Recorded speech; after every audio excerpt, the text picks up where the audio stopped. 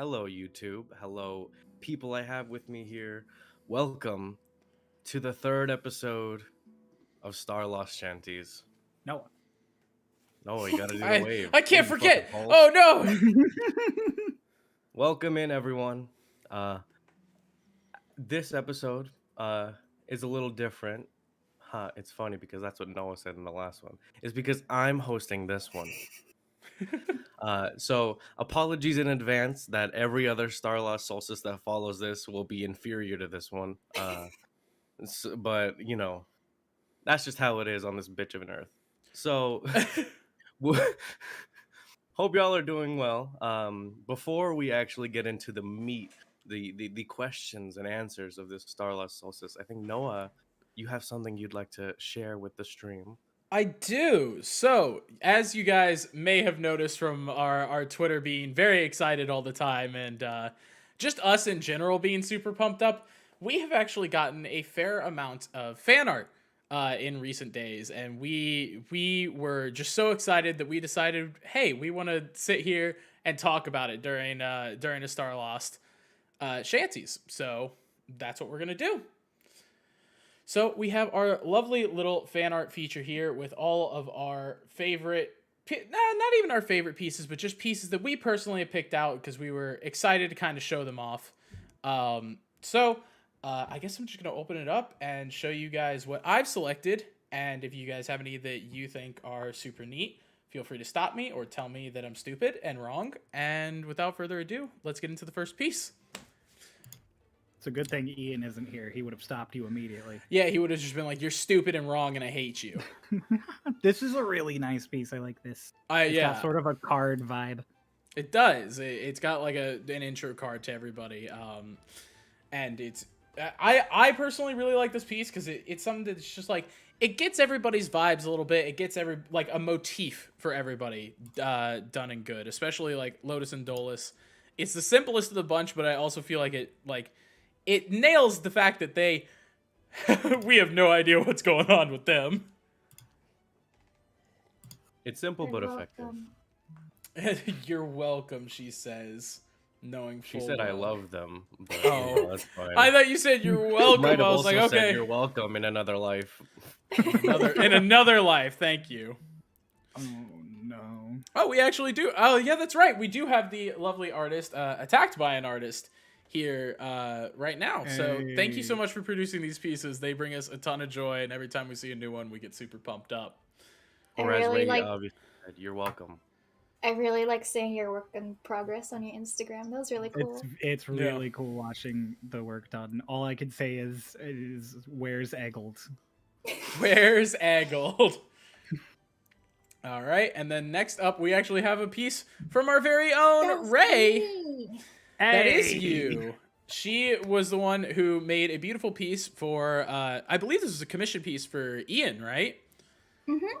And I took the slightly bastardized version of that, because there's a much cleaner version to where it's missing all the little sketches and stuff, but I think this one just has a ton of personality to it. And Ray, if you would love to explain. The story is that Lotus it doodled all over it with a twink signing it at the bottom. Exactly. I just really appreciate the signature difference. Yeah. I mean, Twink's very clean, and then Lotus is Everywhere. yeah. Also, Raiden is cool on the top, but kind of clipping into the head. Yeah. Listen, she's working on it. She's getting better by the day, Cryo, and we should be fostering her growth, not telling her that she's wrong.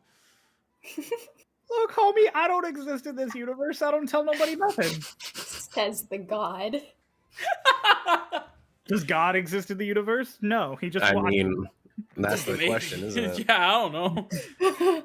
That's a really deep question. We haven't even gotten to the question and answer question, and you're already asking these fucking questions. All right, next up we have a piece by the lovely The Blind Rogue. It's our boy Archibald. I think this was our first piece, if I remember correctly. Yes, was it was our very first piece of fan art for Starlost Seas, and when we saw it, collectively as a group, we went, why? I just I just really like the caption, and I've been quoting it to like so many of my friends. Just, "Hey yo, I miss my boy. I want my boy back," or something like that. Hey yo. Hey, yo, look, give me my man. Yeah. I got nothing to say. I took your boy from you. I'm so Yeah, sorry. give him back. Give him You've back. taken so much from me. Hashtag bring back the boy. All right. And so next on our lovely little list, who actually just appeared, Stardust Animation created this lovely piece of our full party, probably about a week before Socks died. Oh, Spoilers. oh yeah, we're unpacking This that. is the spoiler session. Listen, man. I'm not ready. I'm I know. not ready. You know. But this piece was absolutely phenomenal. I remember getting this, and all of us, again, collectively, every time we get fan art, as a group, we are shocked. Like, there's always a bit of confusion to where we're just like, wait a minute. What? People like us. Yeah, people like like us. us enough to make art. Oh, They really like us. I love this piece, the good old group dynamic. I love this. I think this was one of the first pieces to include Mara in it. It is, yeah. Because everybody else was pretty focused on Dolus and Lotus. Dolus and Let's Lotus. Lotus. Speaking of which, actually, I might be wrong here. No, this is actually for Twink. So, Hey. you all remember Oz. He was just in the trailer. He's going to be in Starlost Solstice. But he's also an artist, and he does these fantastic tarot cards. He has done one for Kieran, and he has done one for Twink. And this one. If you want to see the one for Kieran, you have to go to his Twitter. Yep. Which is the linked one. Yeah, it's right there. It's right there. It's there. It's there. It's there. I nailed it. Got it. Fantastic. No, Oz did a fantastic job with these. I remember he just kind of like randomly posted it in Starlost chat one day. He didn't tell anybody he was going to do this or anything. Him and Ian worked on it together, and then suddenly he was just like, "Hey guys, here's Twink." And everyone was like, "What? What? Oh, okay, sure." But yeah, no, Oz does some phenomenal work, and it's gonna be super fun to have him in our one shot this coming weekend. Actually, gosh, that's soon. 7 days. 7 days, baby. 6 days. It's Sunday. Oh no, you're right. Anyway, before Cryo gets into an existential crisis, this one. So many notes. We actually just got this one not super recently, but it was recently enough to where I was just able to stitch it into the most recent episode, and it's so cute and simple, and I just my girl. It's your girl. It gives me really like hieroglyphic kind of vibes with the profile. I really enjoy it. I appreciate it just with that. Like it's simple in a way to where you're just like, hell yeah, it's simple, if that makes sense. Exactly. And clean. So clean. That's what we're looking for. And then Ray, you want to talk about this one? You ready? You want to explain yourself here? Go ahead. So basically, we were all kind of vibing one day, and then I was just doodling Starlost things, and I think Ian said something about layers. So then I drew Twink as a lasagna, and then I proceeded to add Lotus because I thought it would be funny, and then this happened. But End it. Twink Zania. Ray, we have Twink Tanya and we have Twink Zania. I didn't tell Ray that this image was going to be included. So poor Ray is just coming in here not ready to be attacked by the fact that I'm pulling up her meme images. And then speaking of memes, gosh, what is there to say about Jess? So Jess is my IRL best friend, and she got into Starlost 2 or 3 weeks ago, and she's just been drawing so much fan art non-stop. We get fan art from her daily. She's here. She's here in the chat below. We see you. and like she now understands D&D, and like we make D&D references when we're together now, and like we talk about the Starlost characters and like the cast and like the NPCs and stuff. It's Okay. she Hi, really Oz. likes Oz is here. Starlost. Hi, Oz. But are you guys ready for me to give you a crazy number? Oh yeah. With Jess watching for only about 2 weeks. Counting the comic as one piece, which, by the way, I know you guys probably can't read this. Go check out Jess's Twitter. She's done a lot of fantastic things. I explicitly took out the last page, so you had to go look at her Twitter if you wanted to see where that comic ended off. He just forgot. X to doubt. I was about to say. I just forgot. Yeah, you I tried to forgot. talk, But anyway, Jess has made a staggering 45 pieces of Starlost art in 2 weeks. And it's all detailed like this. She's It's crazy. all like this shit. Dog, I'm in Starlost, and I haven't drawn Starlost fan art. We love you, Jess. We love you so much. We love you. We love you all. We really want to give a shining moment to Jess. though. Oh, It's don't very worry. That impressive. shining moment isn't over. It's Oh, your yes. boy. Speaking of Is things that my we boy didn't Dolus? ever think would Yo, is actually... that my boy Dolus? Speaking of things that we never actually thought would happen with Starlost, Jess went and invented a whole AU for them. Mostly to cope with the death of Socrates. But before she knew, she had already started it. And then she, like, safe spaced herself in it after it happened. To where everybody's living in modern day. And so we have Dolus as a daycare worker because she's so good, or he's so good with Lotus that I believe it was Socks recommended to him that he should go and pursue childcare. Dolus's patience is fucking impeccable. Right. Yeah, Dolus rolled 20 on patience. Yeah. I have We're a lucky 20 it's in the not a patience stat. stat. But I love this piece. It's so peaceful. I love seeing all the designs and like quirks that she came up with for all the kids. Because we don't have any kids. We don't have any kids in Starlost other than Lotus. And we I was had about to say, Archibald. we say we don't have any kids in Starlost, but one of the main characters is almost 2 years old. Almost 2 years old. Hi, Finale! Hi, Finale's Finale. only here for Lotus. That's fair. I would like to say that partially the amount of patience that Dolus has for Lotus partially spawns from the patience that I need when I interact with Ray in real life. Fuck you! Fuck off! Damn. That was so unnecessary, Kay. Anyway, Jess made more art. So yeah, guys, if you haven't seen episode 25 and 26, what are you doing Spoilers. here? Spoilers. Yeah, Lots of spoilers. Be ready. What are you doing here? Thank you, Penali. I'm glad to know you like my haircut. But obviously I have introduced the lovely Miss Hickory, my baby girl cleric, who is fused with her twin brother Doc. Sorry, go ahead. And they have a lot of confusion going on, especially poor Doc, who woke up to immediate combat is the easiest way to put it. And so we love Doc, but just can someone please? Can someone tell me what the fuck is happening? No one tell him. No one tell him. Nobody's ever gonna tell him.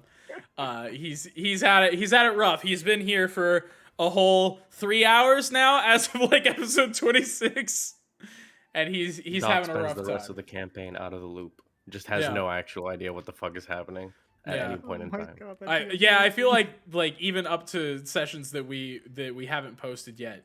Yeah, no, he's equally confused the entire time. How long can we keep the streak going? Forever. And then again, Jess. This one was one that just popped up on Jess's Twitter the other day, and I had to include it because Can what the I say fuck? something though? Yeah, go.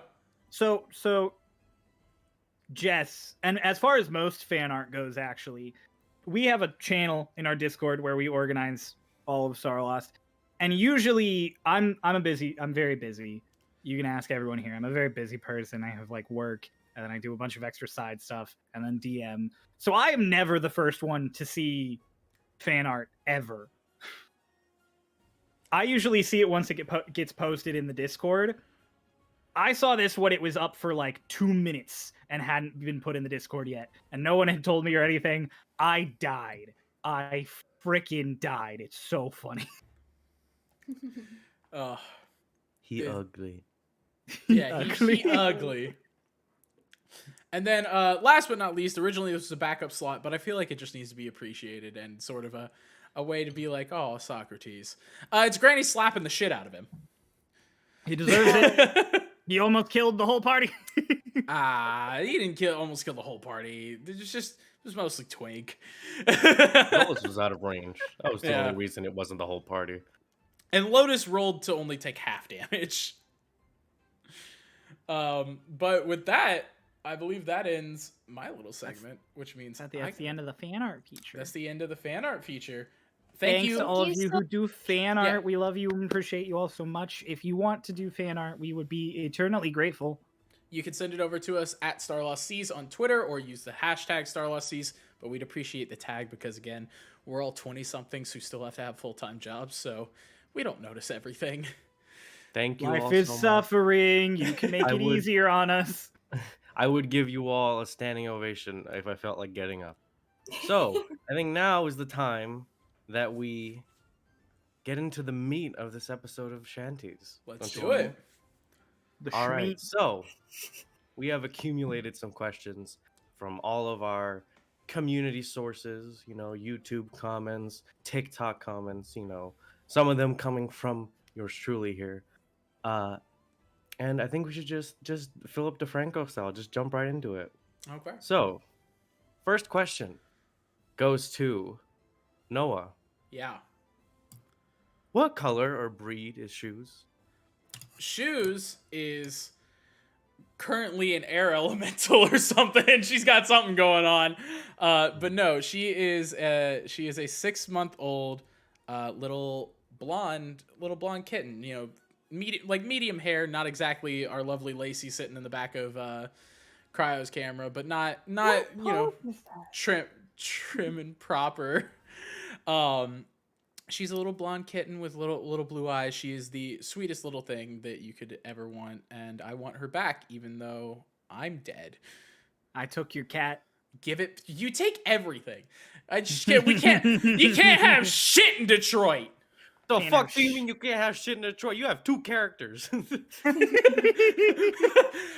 By the way, one of the best things that Kay said to me was after episode 25, when he pieced it together. We end the episode and he goes, "How come the DM let you have 2 characters?" How come the DM let you have 2 characters?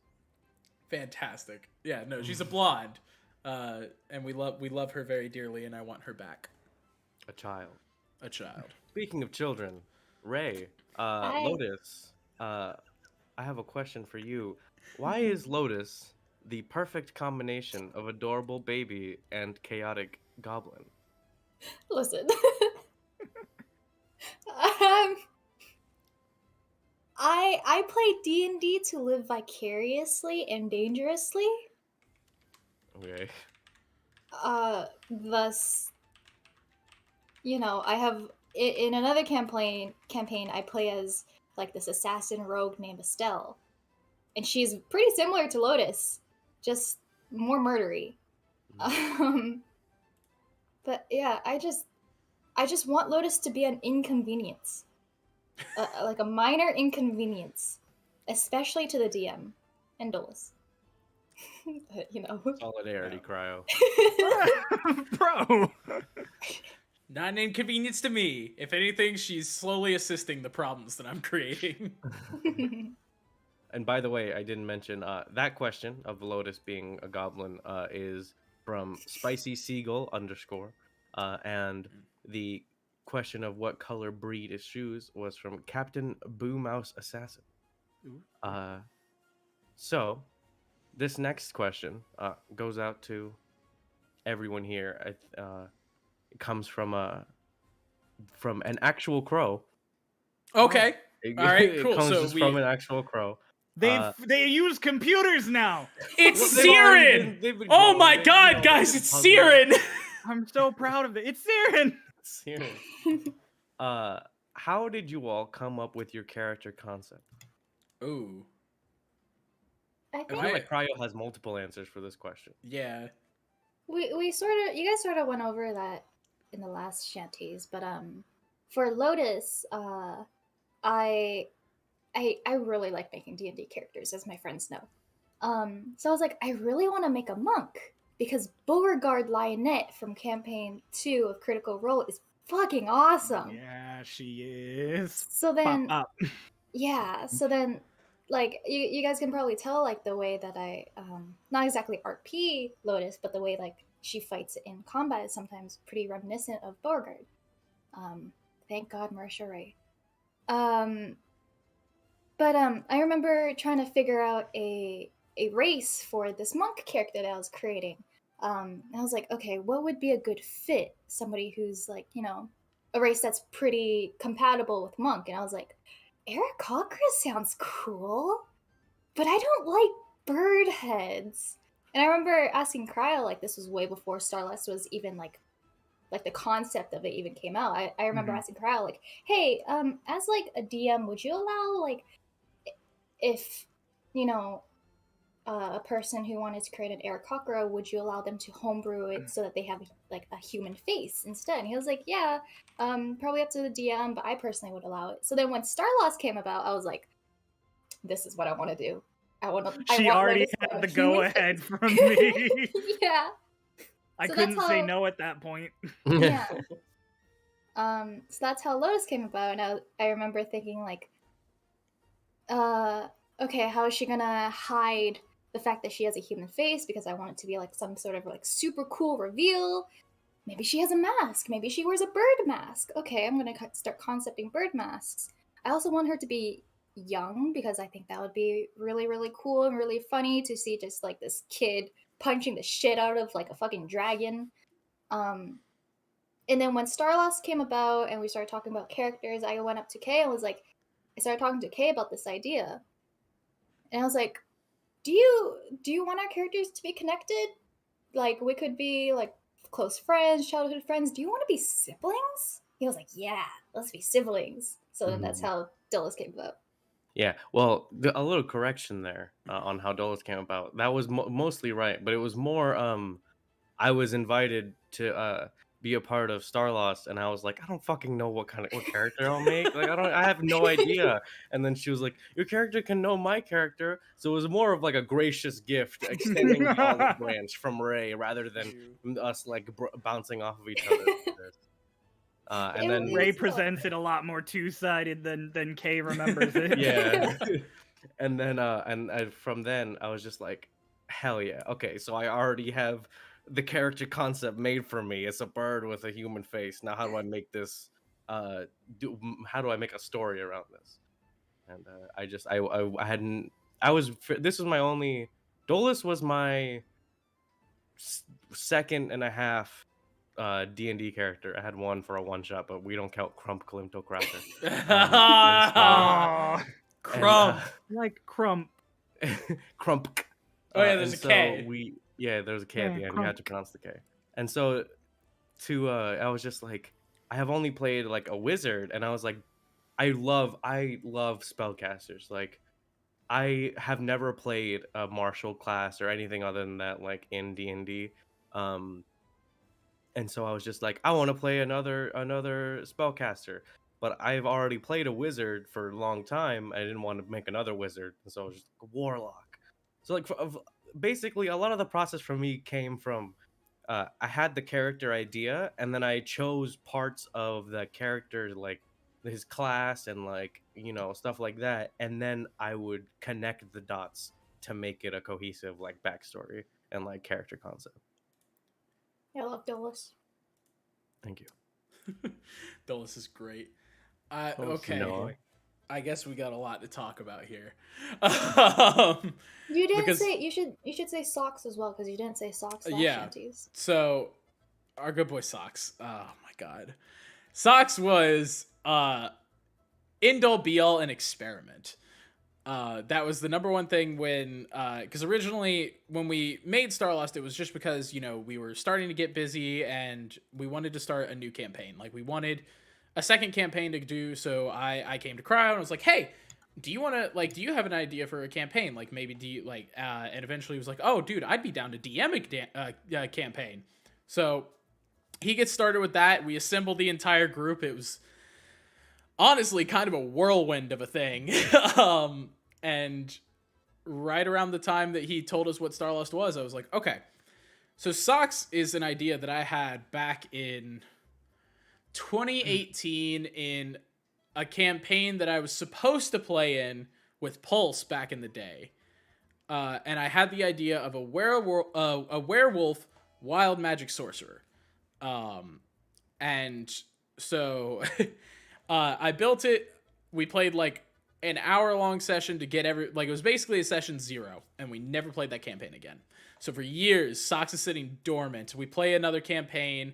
I bring a completely different character, and then I just completely forgot about Socks. Starlost comes around, and he's like, hey, and Cryo's like, hey, go wild.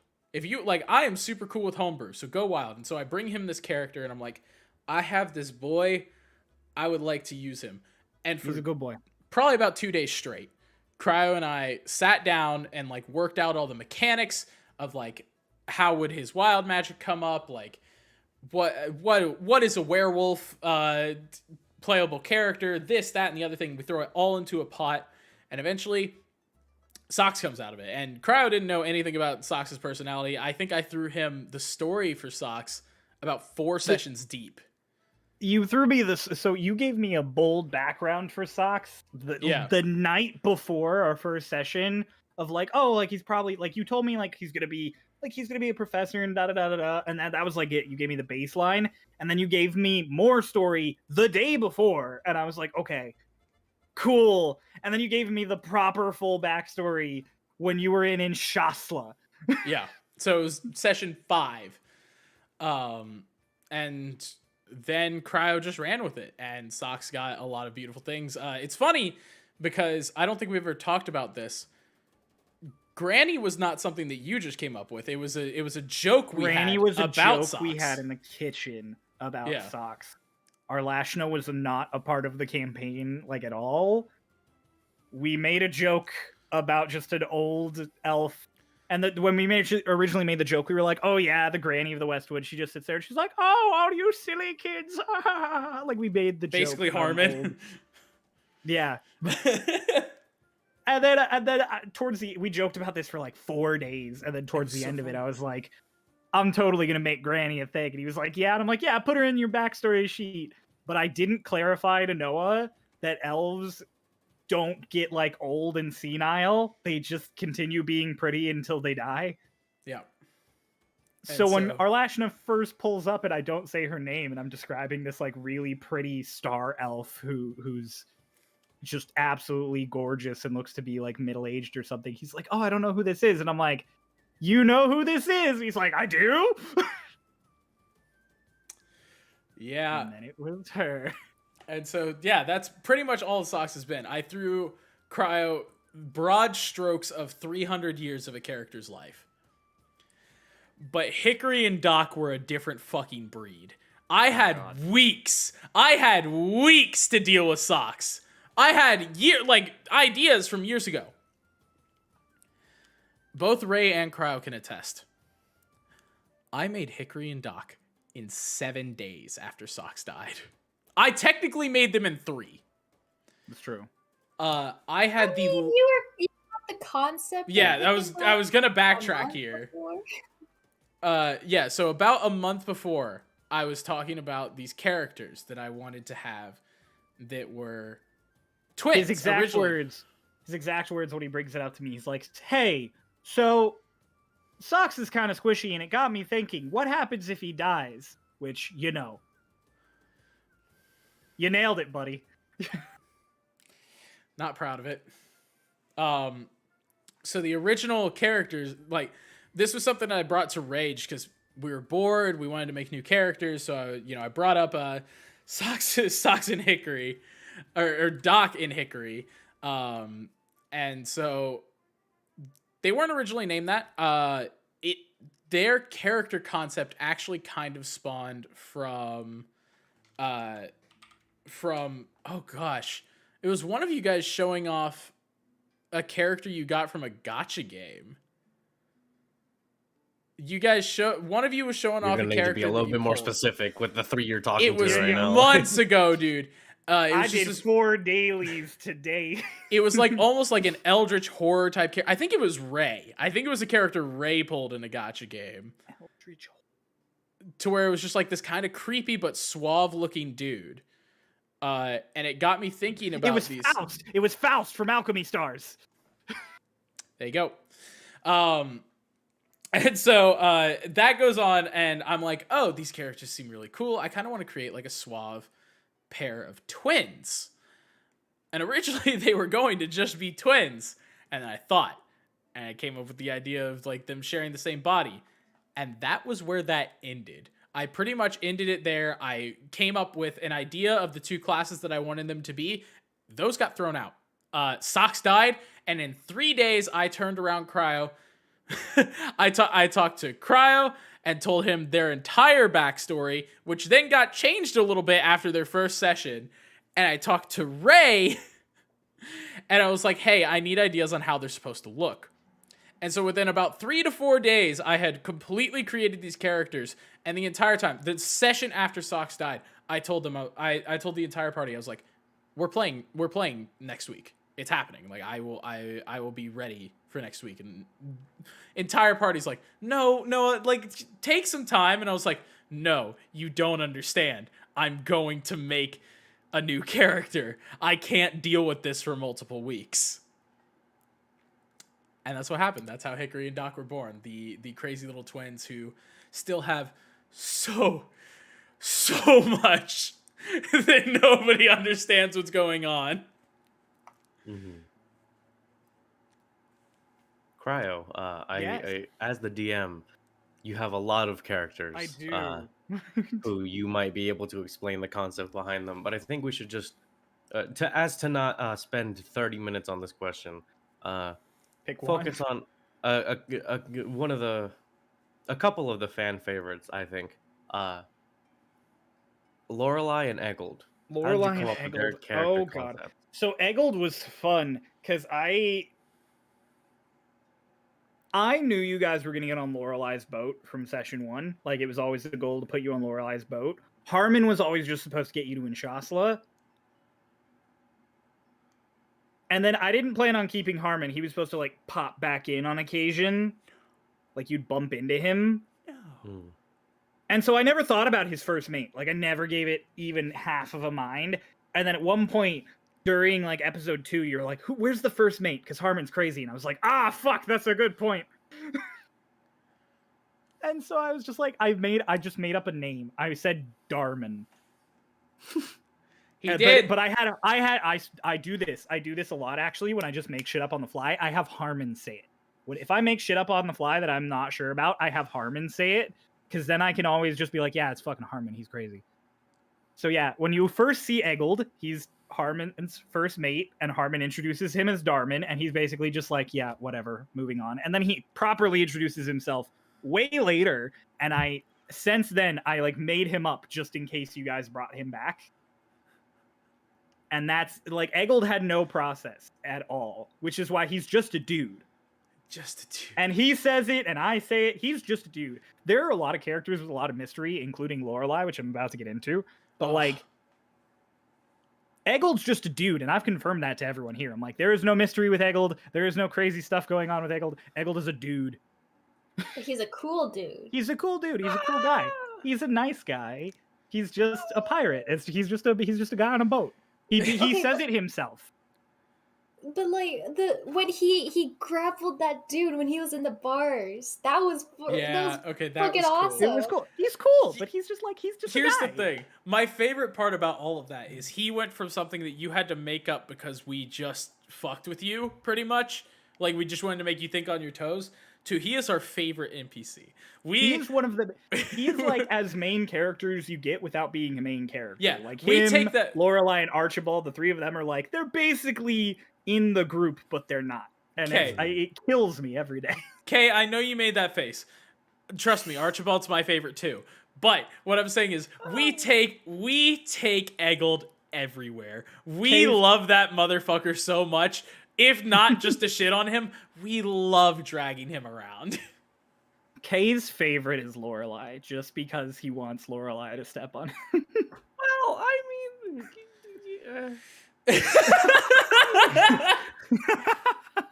All right, what about Lorelai, buddy? Lorelai was a character that I had been thinking up forever, which is why she shows up in the very first episode. Lorelai, nothing has changed about Lorelai. Everything I thought I wanted Lorelai to be, all of her mystery, all of the stuff you guys don't know yet. She's one of the few characters that nothing has changed. She's hot pirate lady. Ugh. She loves money. She's super down for violence. If anything, the fact that she is an admiral for Twink now bothers her, not because she has to listen to Twink, but because she really just wants to do pirate stuff. I can't wait until you guys come across another ship and you all have to talk her down from just robbing them blind, because she's gonna try. Oh, we lost Kay. We lost Kay. Oh, he's back. We got Kay. I love him. I love you. Hello. Kay. He's glitching. He's glitching. my internet's whacking. He is a glitch stream. No, that's me. Oh no. But yeah, so Lorelai, I came up with Lorelai specifically. I was doing so well. Kay's falling There was apart. there's a stereotype of action movie. Oh no, Kay properly died. Just keep going. But there's a stereotype of like action movie girls. Like in Avatar, there's the pilot girl, woman, girl. Yeah, you know what I mean. And I really wanted Lorelai to fit into that of like, you don't want to mess with her at all because she will kill you. Like, she's a great character. She's fun to be around. She's a fun person to talk to. But if you piss her off, she's just going to kill you. As demonstrated in, I think, episode 11, when we got everybody out of the stone. Oh, yeah, you got everyone out of the stone, and Or was you that all 12? convinced some poor guy... 11, I'm pretty sure, because that's when Pulse showed up. Yeah, you all convinced some poor guy to go yell at Lorelai, and he promptly got 3 bullets to the chest. Did that guy have any like lore to him? Oh yeah, no, he was gonna be like part of Maya's like guard group, and like he was gonna become her attendant and everything. And then no, Lorelai killed him. Okay. He was a douchebag. He deserved it. No, He was just no. pissed off because he had gotten turned to stone and then was confused. And you instead of talking him down at all, you sent him to his death. No, we tried, and then he looked at us and said, "Fuck you," and Twink went, "Okay." Twink says "fuck you" to everyone. That, you know what? That's a good point. But yes, so yeah, no, I Got spitting. just made Lorelai to be hot and deadly. That's her entire purpose. Valid. Good job. Mission accomplished. Also, for my favorite NPC is actually Kylie. Kylie, yes. Oh, yeah. Yeah, that's kind of a... Okay, so Right. this next question comes from me. I have a Oh, question shit. for you all. Oh, my gosh. So, you know, And he's there is included. there's the very there are some very cliche questions I could ask you all. Like for example, I could ask you like, who does your character like trust most in the party? But I'd actually like to know, who does your character trust the least in the party? Ooh. I feel like that's an easy question for me because Besides my the character's fact so that Hickory and Doc have been around for a total of like 3 days in maximum. So we're not counting them for others, I assume. Yeah. Okay. Since mine is the easiest because they're so new, they trust Twink the least. 100%. That's fair.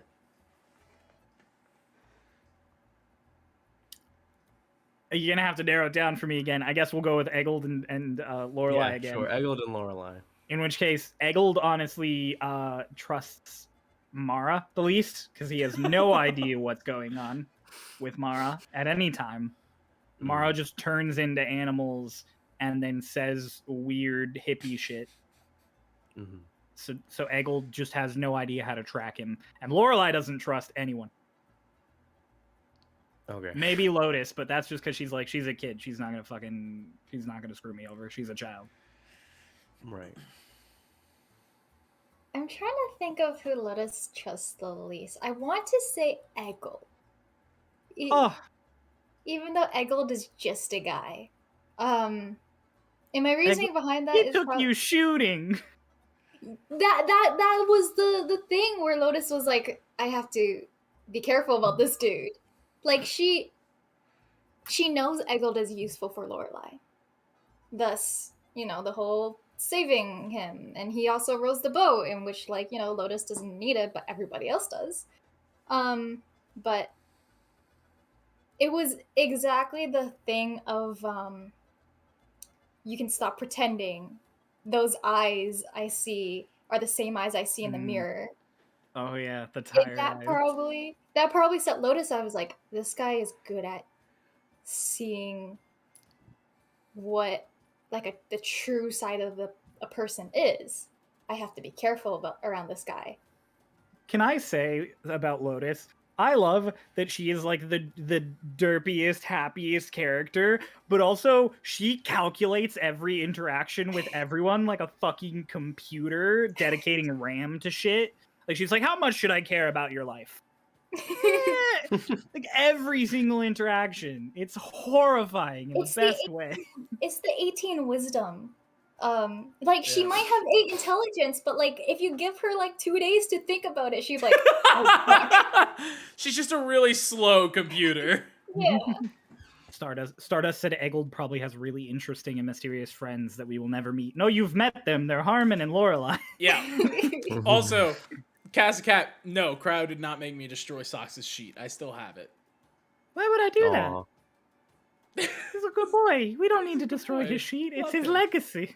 I have a cleric. Maybe I can bring him back. Who knows? Probably not. No, you cannot. No. I'll tell you. No, you can't. Thoughts come in 2 business days. Yeah.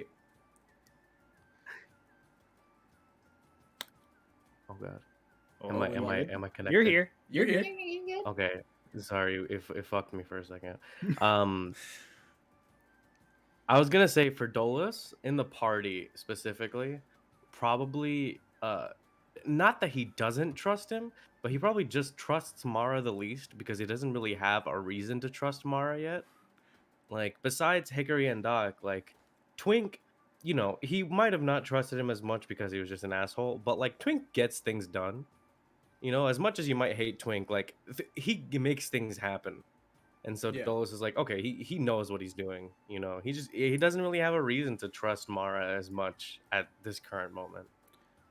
I feel like I gotta know. Is the answer automatically Hickory and Doc for everybody if they are put into the equation? I mean, probably. They've known you for like 3 days. Yeah. Simply by calculation, there's like, you are the one to trust the least because they don't have any bond with you. Yeah. That's nothing against them. That's probably why I wanted to know. I was just like, how much is this just like neutral trust versus distrust in the party? I guess would be the easiest way to put it. It's like, are your answers that neutral trust where it's like, I don't necessarily trust you, but I don't distrust you? Or is it, I distrust this person? And so I just want to see where that landed. I think it's less distrust and more like, I don't know what you're capable of. Yeah. So at the very least, I'm going to be cautious around you in case you fuck me.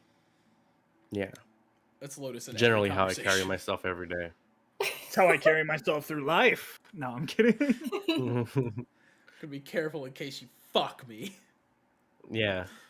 Always got to be on the lookout. Anyways, so this next question comes from that one mythology lover who says, on a scale of 1 to 10, how angsty is everyone's backstory? Can I answer as someone who knows all of them? Yes. You're all angsty as fuck. Literally all of you. Oh, None of you are free of this. Not a single one of you. Not even Twink. It's that old saying. It's like, nobody who's happy with their life goes on an adventure. all of my D&D characters have angsty backstories. That's just something that comes when you are a character made by me. But from a scale of 1 to 10, Lotus is a solid, like, 7. Feels like an 11 every time it comes up. Higher. It's higher than that. I Don't would you put say Hickory that. and She called Doc. herself a monster. Don't Yeah. say 7. I would put Hickory and Doc at a 7. I'd say like Dolus and Lotus are about like a 9. Oh, that's high. That's because it's Yeah. true, Ray. I don't even know everything. Just the parts I've seen. I would say that they're 8 just because they haven't like witnessed someone they love dearly like murdered in front of their eyes or something, or have they? Guess you just had to find out. Watch more Yeah. Starlost Seas. Oh god. I would say as far as angst levels go, I'd say the birds' backstories, without spoiling anything, probably the most angsty. Who's the least? It's Twink, but he's still angsty. Oh really? Actually, no. No, Mara's the angstiest, honestly. Mara's the worst. Yeah, I don't know what's happening in Mara's corner. Like, he pulls Oh, up yeah. pulls up to the meta plane, and like the dude is like, fucking, are you gonna kill me this time? Oh, or yeah, whatever. we I'm like, touched- yeah. what is happening? Let's not forget that about was- his mental breakdown like an episode later. That was my favorite thing, because all of you have sort of spruced in little bits of your angst. Even if the other characters didn't see, it was moments when your characters were like alone, but all the players were watching. But Pulse never, ever talks about it with any of you, like player to player, and in character, even when Mara's alone with someone, he doesn't talk about it. So having that moment in the meta plane, which was totally unprompted, he didn't ask about it beforehand or anything. He was just like, I'm gonna open a door to this person, and I was like, oh, okay, let's go. And seeing him do that flip from like happy-go-lucky Mara to like, I'm coming to kill you, it was like, even me knowing his backstory was like, damn, dude. See, but here's the thing. It's not about Mara. It's about Pulse. I have not known Pulse to be anything other than just this like happy-go-lucky, just borderline like golden retriever kind of Pulse. dumb in the most loving way possible Pulse. But it's just like you just see that like just that like ease, that Murderous easy intent. happy. And then you see he drops this whole facade, and I'm like, Pulse, do you have something going on? Are you okay? Because that's the first time I've seen Pulse as a person act like that. Oh my, it was amazing. It was honestly, because I've known Pulse and done other campaigns with Pulse and stuff, and he's always, like you said, he's really happy. And his characters are always happy-go-lucky. They're Yeah. the joke character. They're always crazy. Their name's always a pun. So That's what I suddenly mean. having him completely unprompted being so serious was awesome. Yeah, and that's what I mean. It's just like when I say dumb, I don't mean that like Pulse is dumb. He's one of the smartest people I know. He calculates things in milliseconds. It's insanity. But he always has this. You'd run, holy shit. Yeah, he always just has this dumb humor about him, to where it's just like every joke is so simple, and that's why it hits us all straight in the gut and puts us all in giggle fits. I'm afraid to uncover Mara's backstory. Because It's gonna be Yeah. great. I don't know what's happening in that corner, and I don't know if I want to know. It's like such a scary corner, and then you're like, Amara, are you good? And you look over, and he has like a blunt in his mouth. And he's just like, "Hey." Well, dude, It's like creepy darkness with like eerie. It's like when you walk into a house in Phasmophobia and there's that overwhelming just white noise in the background, and you're like, "What's happening?" And then you turn around and it's just Mara and his tie-dye, like, "What smoke up, weed dude?" every day. Bow, bow, bow, bow. Okay. No, by the way, guys, again, not to hype Jess up too much before she gets a big head. She made a fantastic comment about the breakdown that he has the very next episode. It's fucking hilarious. The facial expressions, divine. Anyway. Amazing. Back to you, Mr. Host, sir. All right. Thank you so much for the question and for your answers. So, this next question comes from Attacked by an Artist. Oh, hey, they were here. Are they still yeah. here? Who knows? Shout I don't out. know. If you're still here, hello. Thank you for sticking around. Their question, they submitted a bunch. I think one that really catches my eye here. Is there a moment that your character regretted doing or saying something and it haunts them forever. Not you as a player, like, oh, I should have done this. The character themselves regrets saying something or doing something. Every time Harmon says "yar," he regrets it. No, I don't know. I have a good one. Of course, this is only for Socks. Hickory and Doc haven't had time to regret anything, at least in campaign. Leaving Lagos behind was one of the hardest things I had to do playing as Socks, because for him, like, you know, and again, not to get too behind the scenes here, but like, Lagos wasn't a character I made up for Socks. Cryo dropped that on me in the session that we played. But I immediately, like, I was like, okay, how would Socks process this? All these different things, like Twink dropping the people's elbow, that was legitimate, like, pain, because in that moment I was fully in Socks, and leaving him behind is probably, like, he took that to his grave. Didn't have to take it very far. Sorry, I really didn't. I didn't want to say that, but it was just like on my tongue. They were the greatest person I've ever known. Don't say it. Don't say it. Don't say it. And why did they die? Fuck.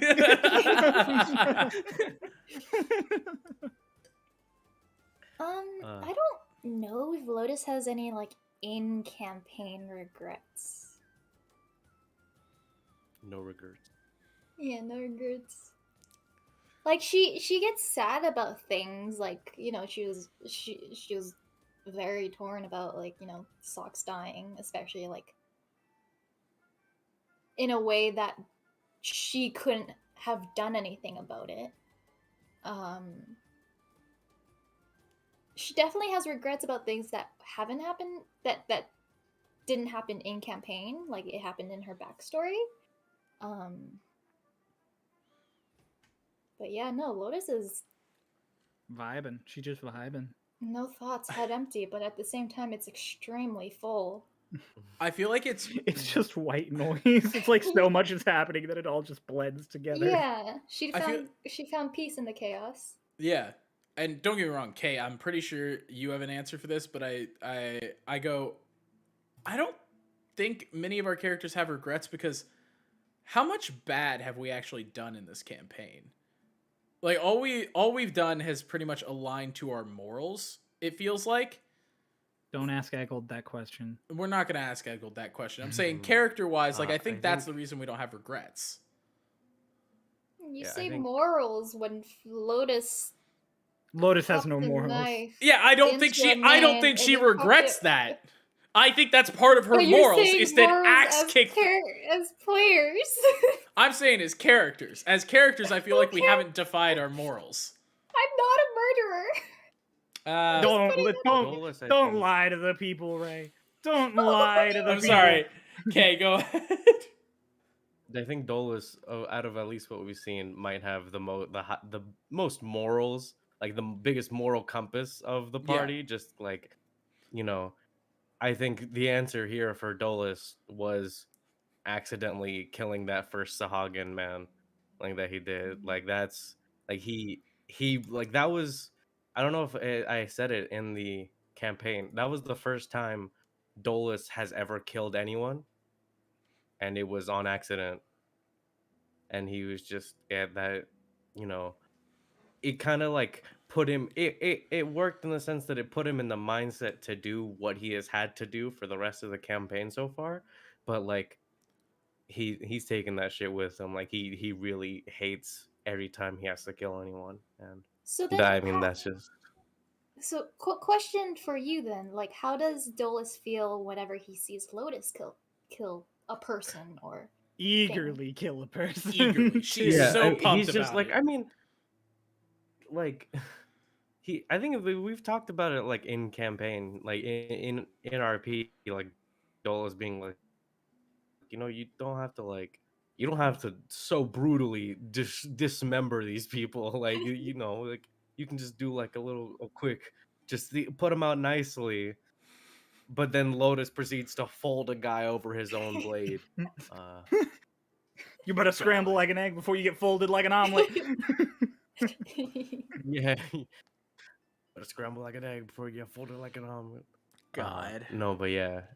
he like it's definitely something that he thinks about a lot, but it's just kind of one of those things where it's like this is a thing that we do have to do in the position that we are and like with our whole mission. And it's like he's just like, I guess, I mean, you know, I Yeah. it feel is what like it is, I suppose. Dolus has probably gone through the most change of the campaign so far, in terms of just like where he was versus where he is. Mm, Just if not just purely for the fact that he accepts that in the position they're in, they have to kill people. yeah. And as much as I feel like it's always a really interesting thing in D&D campaigns that like sometimes you can get away without killing anybody. But in this campaign, no, I would say that there were several times the characters were put in a position to where it was just like it was kill or be killed. There was no Oh, every take time prisoners. I'm out for blood. You got it. We're pirates. Yeah, Everybody's you got it. coming for your throat. You got it. Yeah. Not in the way you want it. Which like I think that's something I really like about Dolus's character is that like at the beginning of the campaign, like he made death threats to Socks and like he has definitely made death threats in the past. Uh but like he had never actually gone through with any of his threats. Like very clearly, like he just sees that intimidating people and threatening them works. And so he uses that. But Yeah, come to think of it, Dulles hasn't death threatened anybody since like the beginning of I the think it was campaign. really Since like he's Never really actually reason started to. killing Yeah. people. yeah. And I don't think he Yeah, ever no. is gonna again, considering Socks died, unless they deserve it. Yeah, I mean, like I said, Fuck you, he hasn't really Gillian. had a reason to death threat anyone Looking recently. at you, Gillian. Yeah, I haven't met Gillian, so Yeah. that's the only reason. Only Twinks met Gillian. I think that's what we got for that one. Cryo, any NPCs have regrets? Oh, all of them. Okay, From the Except- campaign. except- meeting our party, that was their biggest regret. That's Eggold's biggest regret. Lorelai, I can't tell you. Harmon, I can't tell you. Walk, he wanted a better relationship with his brother. Keyword is wanted. Oh, God, okay, can we talk about that? I know that's not a question. Can we talk about the fact that Rock's story finally came back around and we spent 2 minutes just laughing about it? Y'all just watched Harmon killed Walk's little brother. Oof. Oof. so Okay, he he's was kind of a dick. He was kind so of a he's dick. confirmed dead. Yeah, as far as you're aware. If there He ain't a got shot body, and he got shot No in one the is. forehead and he This fell is into the Marvel ocean. rules. Fucking This is Marvel dies. rules. No one's confirmed dead until you see their dead body, Ray. I won't confirm anything. he Maybe fucking Socks did. is still Motherfucker. floating somewhere. What do you mean? I you like had Noah's my face. body. I like Noah's face. Socks plays by different rules. You don't get to see it until you see his soul destroyed. Gotta Oh. watch his soul get eaten. Slurp. All right. Slurp. Twink hasn't told anyone that Gillian wants to kill a dead guy. I'm pretty sure. Did he not in 26?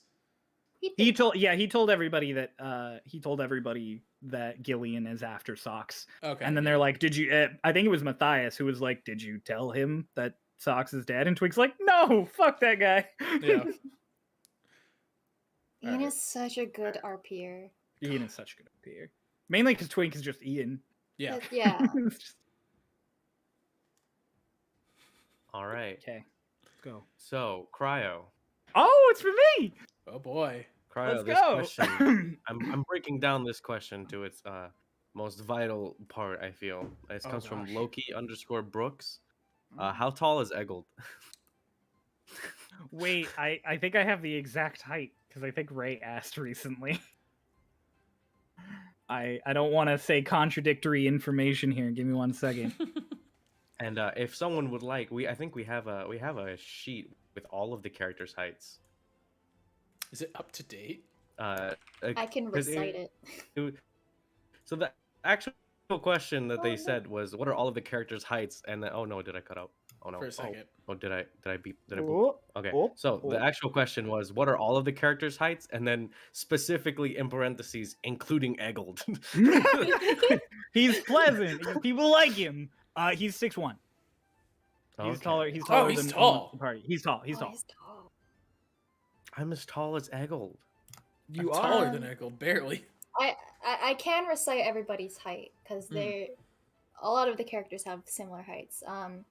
Twink is 3'2", around there. Lotus is 4'9".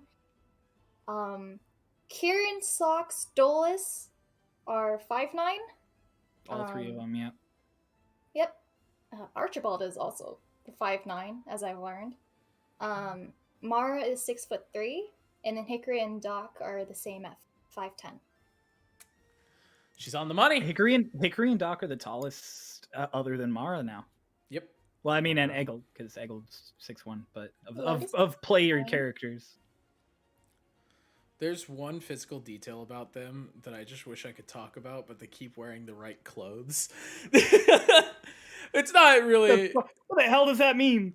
They're fucking jacked, both of them. They're God. I know you could you guys will see their strength scores, yeah. and you guys have seen No. their strength scores. They're fucking jacked. You guys know those scenes in Legend of Korra where you finally get to see Korra's toned arms and abs and stuff?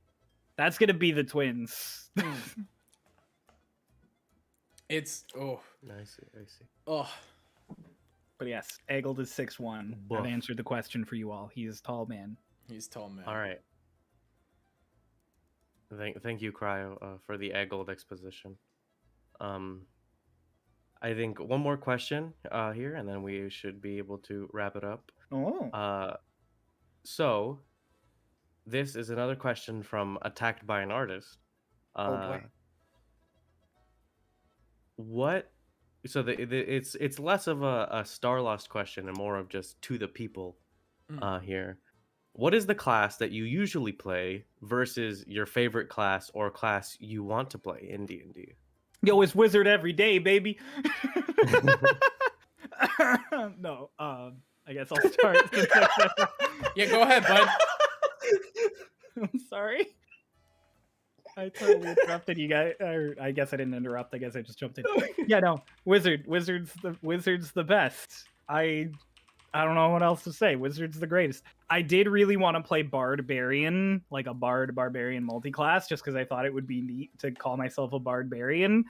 And now we're playing the Witchlight. We're doing a Witchlight campaign that Kay is actually DMing. And I made a character who is a Barbarian multi-class. And it is amazing. Because I love one turn giving bardic inspiration to somebody and basically singing them a quick little tune and then immediately turning around and going, I would like to rage. I love the concept of somebody being like, we've got this, gang, everything's great, I'm going to kill you. So yes, that's mine. And Wizard, I think Wizard is the best. That I like. My go-to class would be Wizard. And then I think my fun antsy class is Barbarian and Fighter. Wacky multi-classes are always my favorite for just fun stuff. Right. Because I feel like I don't have any. I've played 2, technically 3 characters, and they're all hitting on classes that those are the only characters I've ever played. Well, the thing is, I try not to play 2 characters of the same class or race. So I've played Rogue. I'm playing a Monk. I'm playing Warlock. I played Bard in the past, and I have a Wizard and a sort of Cleric in the making. Oh, I also have a Fighter. I forgot about that. How could you forget about the girl, my wife? How fucking dare you? But so I try not to overlap. I've recently, in the past year and a half, or 2 years, I've only been playing martial classes, so Fighter and my Rogue isn't an arcane trickster, so she just kind of jumps around. Damn. And like the fighter. So I kind of just been hitting things a lot, but I want to dive into spellcasting and stuff because I really fucking love the flavor for spellcasting, especially after watching Campaign 2 and Caleb Widogast. Liam O'Brien does an amazing fucking job.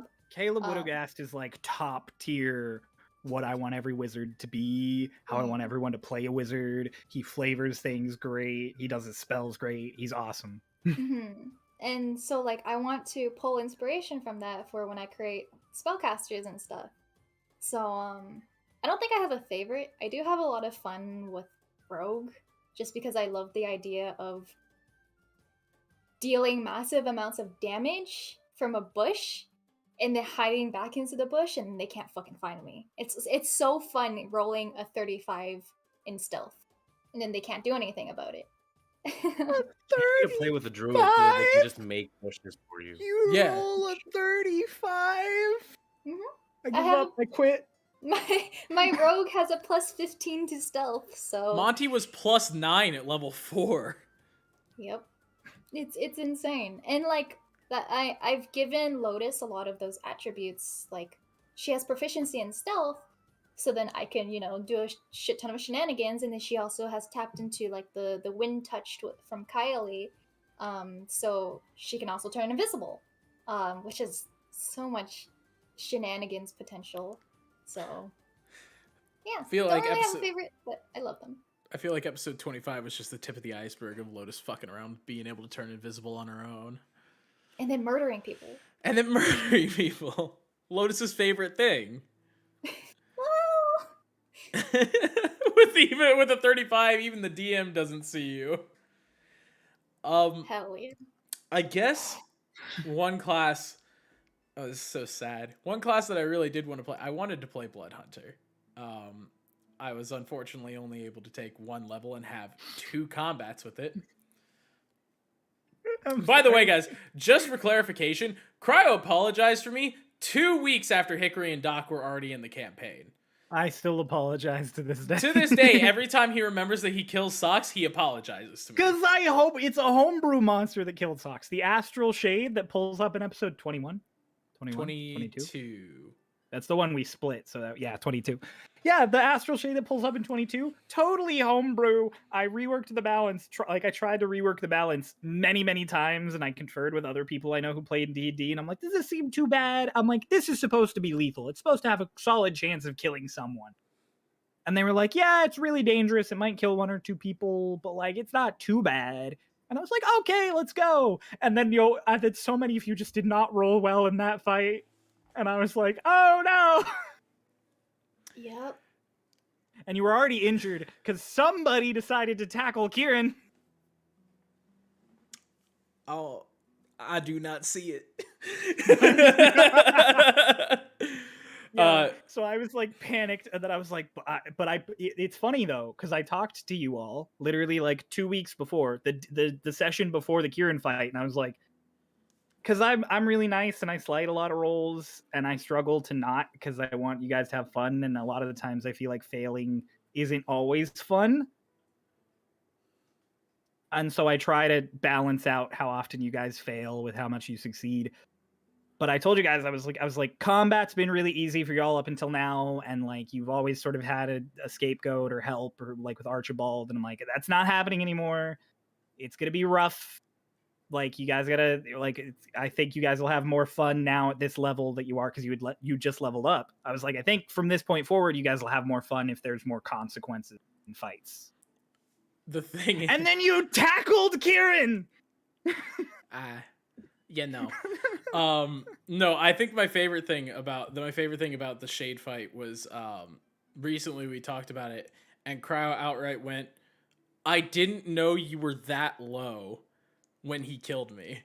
He was positive that he was going to put Lotus in a dangerous situation, not Socks. I like panic. If you go back and watch that episode, I'm like panicking. I'm like, who has the lowest HP? Because I knew it was either Lotus or Socks, and I was praying it was Lotus, because I had your sheet open and I saw your HP, and I didn't want to tab over to Socks because I knew if it was lower, he was about to die.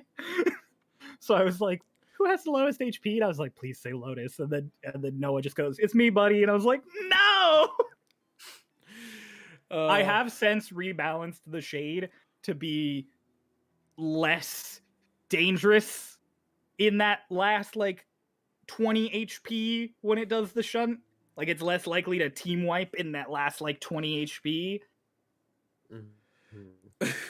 Yeah. But it was a little too late. A little too late. Doesn't matter. Hickory and Doc are fantastic. Cascat, just to answer your question super quickly before we wrap up, the physical difference is Doc is a little bit bulkier than Hickory. His features are slightly sharper, and Hickory has like a gold splash in her eyes, while Doc is that straight emerald green. They're basically indiscernible from each other, unless you like really look at them. Right. It really looks like somebody just they're both very androgynous too. Mm-hmm. So it doesn't help that Hickory's kind of leaning towards the masculine side of appearance and Doc is kind of leaning towards the effeminate. At least in her Which is why literally everybody just thinks they're the same person. By the way, guys, Starlost Seas, we're canonizing it. We're telling you out right now. Starlost Seas does say trans rights, and you better fucking believe it. Oh yeah. Always. Even the villains. No I one gives a wanted- shit. I just wanted real quick. I know I said that would be the last question, but it's not less of a question and more of just something. Maybe if you guys want to talk more about, because correct me if I'm wrong. This is the first shanty since that episode has gone up. So the episode Gillian, I was a fucking that was a banger for everyone all around. I feel like everyone loved all the players loved RPing that episode. Cryo, you seem to be having a great time DMing it. If you ever just want to talk about like their favorite parts of that whole thing, and just what your thought process was, Cryo, like as we were going through. So Gillian has been in the work for a while. Gillian is one of the bad guys who I thought up at the beginning. Like I just gave him a name and like who he was with a little help of like I worked him into some backstories. No.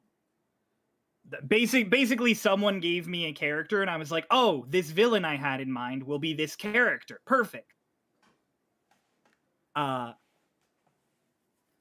And so I was super excited to have Gillian pull up, and I really expected you guys to do like proper combat with him or to like negotiate with him to some amount. I didn't expect Twink to just jump off the boat. And then Twink just jumped off the boat. You And I really was like, didn't want what? him to. I tried. He rolled really well. There's nothing I could do. I tried to stop him. He rolled really well, and he jumped off the boat. That's just the nature of D&D. I'll say it. Despite never rolling initiative in that was the greatest combat we've ever fucking had.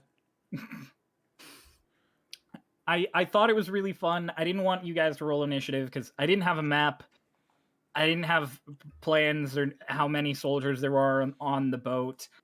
And frankly, Gillian is a case of like he's a bigger overarching bad guy and he would have killed you all if you rolled initiative. And I didn't feel like having that happen. So I was like, we're just going to let you guys... Huh? You really wanted to square up. I wanted to square up. I mean, there's a chance. There's a slim chance, but you could have maybe you could have beat him. But yeah, Gillian, not himself as a character, but like the idea of Gillian, of the Inquisitor of the Empire coming after you, has always been something that was going to pull up at some point. So it was a really big moment for me. And then you guys, like, I was already excited for it for a story reason. And then you guys just loved every second of that. I don't know what I did or what magic DMing thing happened that made you guys love Gillian so much. Like that whole session. But I just hope it happens forever because it was awesome. I will put it to you simply, and I feel like, guys feel free to agree or disagree. It's because it played out like a fucking movie. Like, that was the one time to where I legitimately went, this is not D&D, this is our fantasy pirate movie. I really love getting to do the combo words with K. Oh yeah, you've had those combos planned forever. Yeah, we during the making of Lotus and Dolus, like we were like, okay, we're gonna do combo moves. We're gonna do like code names and stuff, and like it never got the chance to come up, and it finally got the chance to come up, and it was fucking awesome. I remember like DMing Kay and was like, don't forget about this. We can do this. We can get in there, etc., etc. You DM'd me at one point during Gillian, and you were like, "We're gonna use the code words," and you sent me a doc with the code words literally before session 1, and I've never touched it because you've never used them up until now. So you're like, "We're gonna use the code words," and I was like, "Where is that?" Like I immediately started digging through my docs. Like I was like, "What are the words?" You're telling me you mean? don't bring up the code words doc at the beginning of every session? No, you've used them like 4 times.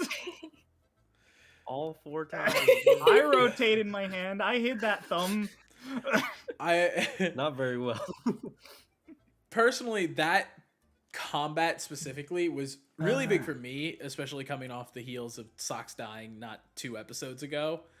Was that like probably up until just about that moment, I was super duper unsure if I wanted to keep Hickory and Doc. Like we come in and all love to Ian. There was no like impersonal feelings. The absolute fucking vitriol that he hit savagery with from Twins that he hit Hickory with right off the bat. I was just like, oh god, oh fuck. And so and it was a lot of just like finding new footing, knowing everybody else was 25 sessions in and I was 3. And then it came down to that one moment to where Mara was like, you want to do something about it? And I said, fuck it. And that's what that entire session was. It was, fuck it, let's go take down a ship. A 2-man army. We didn't care what everyone else was doing. It was, let's figure out some way to take out an entire Imperial galleon.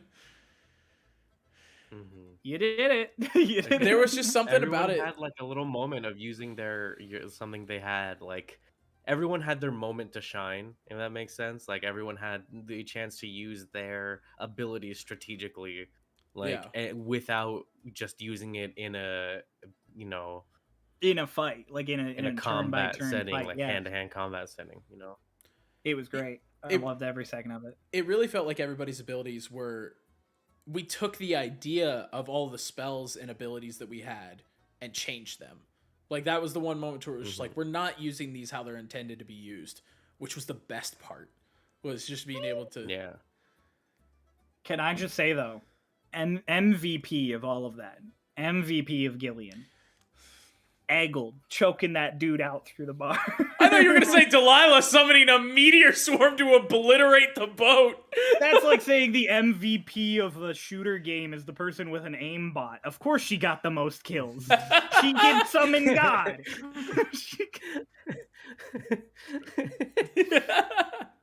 No, it's Eggled. Amazing. The dude who's just a normal dude who got captured by an Imperial Inquisitor, and the moment he saw a bird pop out of invisibility and stab a dude, he didn't hesitate. He choked a motherfucker out. We all celebrated when that happened too. Like I remember just everyone going, yeah! Yeah, well, because I was, it was initiative, the shortest initiative ever, basically 1 round. And I remember being like, it's Eggled's turn. And you all were like, what? And then I'm like, yeah, he grabs that dude through the bars. And I remember Ray explicitly, because she goes, let's go, Eggled! Let's go, Eggled. Fuck yeah. Love Eggled. And then Dolus killed another guy on accident. You gotta stop doing that, buddy. Just mean it next time. It's great. Do we have any, I gotta ask, I know I'm not the host, but do we have any last minute questions in the chat? Yeah. Do we have any last minute questions in the chat? Feel free to drop them here. Chat, this is your last chance. We die after this. What? Until next Shanties. Oh, I was about to say, I still got an assignment that's due tomorrow, man. If you're dead, you don't have to it do won't anything. matter, you'll be dead. Do you think that the next Shanties is happening tomorrow, Ray? What's it? No, I think like I guess while we're waiting to see if there are any last minute questions, I think we should talk about I think the transition from Socks to Hickory. Don't get me wrong, it was insanely fast. We did it in one episode, and usually you let those things bleed, but we didn't. And I think it turned out really cool. I think, especially knowing what we're all at right now, like past what's been posted, I think that we've started to really create another cool character dynamic and almost come into a new stage of what Starlost is. Oh boy, we got a lot of questions. Oh, okay. Wow. Oh yeah. Okay. All Speed right. run, speed run. Let's lightning round this. Who would win in a drinking game? Who's got the highest con? Not the birds. I think Doc. I think Doc has the highest constitution. No, he has 0 con. Does he? Oh wow. I think it's Twink. I think Twink. It's Twink Twink would or win. Mara. So Twink would win in a drinking game. Makes sense. Cool. What did the characters have for breakfast? Whatever walks Rock cooking. cooks them. Yeah. We Probably have fish for fish. breakfast. It's What's the probably Or fuck bread. we have for breakfast? What would Dolus have done if it were Lotus instead of Socks that died? Killed God. That's a question that isn't a lightning round question. That's a very loaded question. He would have killed God. He would have ripped the world asunder. He would have gone berserk. TLDR. Everyone would have fucking died. No, not everyone would have fucking died, but it wouldn't have been pretty. Do you hope Hickory and Doc can be separated eventually, Noah? That's kind of a question that we've talked, like Cryo and I have talked about. We've talked about if they do get separated. We've talked about if they never get separated. It's something we've talked about. I do not hope for either party because, frankly, both of them are so fucking cool.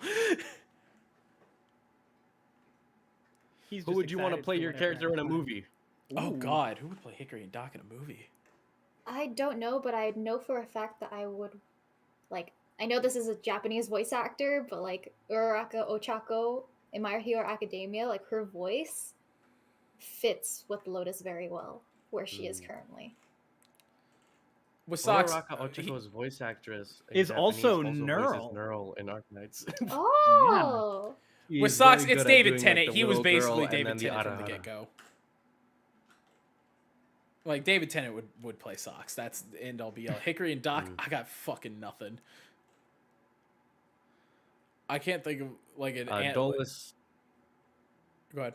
I was gonna say Dolus would definitely be played by Jason Momoa, obviously. What? Dev Patel for Kieran? Oh, that's accurate. Ooh, Dev Patel would be a really solid Kieran. I think Dev Patel would be a good Kieran. Let us know in the comments below who you think should play Hickory and Doc, because I got nothing. Yeah, and make sure to like and subscribe to the Starlost Seas channel. Thank you all so much for coming out to episode 3 of Shanties. Everyone who made it live, everyone who's watching in the future, thank you all so much. This was great. Thank you for having me as your amazing host. Big thank you, everybody. Quick clap for Kay. Big thanks to Kay He for volunteered being the host. to make me not do it this time because I had to answer a lot of questions about the fact that Socks was fucking dead. Yeah. Woo woo. Cool. Also, wait, before we go, I want to say, take a brief moment as DM to number 1, thank my entire party. I love you all. You're all great. You're spectacular. You make it so fun to play. Number 2, another quick reminder, Starlost Solstice, our first one-shot, is going to be done live next week here on Starlost YouTube. It'll start at noon Eastern time, and it's going to be great. It's live. We're bringing Oz back as maybe he's Kieran, maybe he's not. I guess you'll have to come to find out. Maybe he'll get on a rowboat and row far away halfway through. Who knows? And then we're also bringing in a new guest, Scarecrow Sketch, a good friend of Pulse and Noah. So we're really excited to have both of them. We're really excited. It's set. It's not any of the main cast. Everybody's doing new characters. It's a new setting. It's going to be really fun and interesting. You'll get to see more of the world of Starlost. So pull up. Pull up. Yeah. Come say hi. And thank you, Cryo, for being our DM. He tried to snake by, but just thinking the players and then ending it. Son of a bitch. Thank you, Cryo. Round of applause. Round of applause for Cryo. It's been an absolute blast, guys. And we can't wait to see you again on Saturday. God. Yeah. I guess we'll see you tomorrow, too. There's an episode coming out. There's a lot going on. You're getting a lot of Starlost this week, guys. Woo! Well, Bye. Bye. Bye.